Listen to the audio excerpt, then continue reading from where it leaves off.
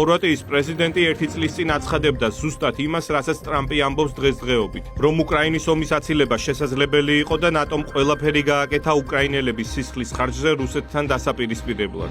14 do 2022 2004-2022 წლებში ჩვენ ხედავდით თუ როგორ აპროვოცირებდა ვიღაც რუსეთს, რომ ეს ომი წამოეწყო. ეს ომი დაიწყო და გეგმა როგორია? ერთი წელიწადი გავიდა და ჩვენ კვლავ ტანკებზე ვლაპარაკობთ. რატომ არ გააგზავნეს ომის პირველ სავე დღეს? გერმანელები თუ ამერიკელები იქ არასდროს ჩავლენ. რა მიზანი აქვს ამ ომს? გამარჯვება ბირთვულ სახელმწიფოზე, რომელიც იბრძვის თავის საზღვრებთან? და შესაძლებელია კი ასეთი სახელმწიფოს დამარცხება ჩვეულებრივი შეიარაღებით. რა არის ამაზე პასუხი? შეიძლება კი მისი დაშლა. თუ სასოწარკვეთილი გახდა, რუსეთს შეუძლია 6000 ბირთვული ქობინის გაშვება და შემდეგ ყველა იტირებს. 2 თვის წინ ურსულა ფონ დერ ლაიენმა თქვა, რომ 100,000 უკრაინელი ჯარისკაცი დაიღუპა, რაც იმას ნიშნავს, რომ 250,000 დაიჭრა. თუ ასია საქმე, მაშინ უკვე 150,000-ია დაღუპული.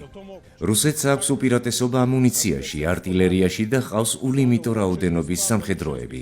რას მოიმოქმედებს უკრაინა, როცა ცოცხალი ძალის გარეშე აღმოჩნდება? მე არ გახლავართ უკრაინის პრეზიდენტი, მაგრამ თანაგრძნობას უცხადებ უკრაინელებს. უშინდელ პაციფისტებსა და მშვიდობისთვის მებრძოლთ ახლა სურთ სხვათა სისხლის დაღვრა, თუმცა საკუთარი რისკის გარეშე. ეს ძალიან ამორალურია, რასაც ჩვენ კოლექტიური დასავლეთი ვაკეთებთ. რუსეთში ხელისუფლების შეცვლა გამოსავალი არ არის.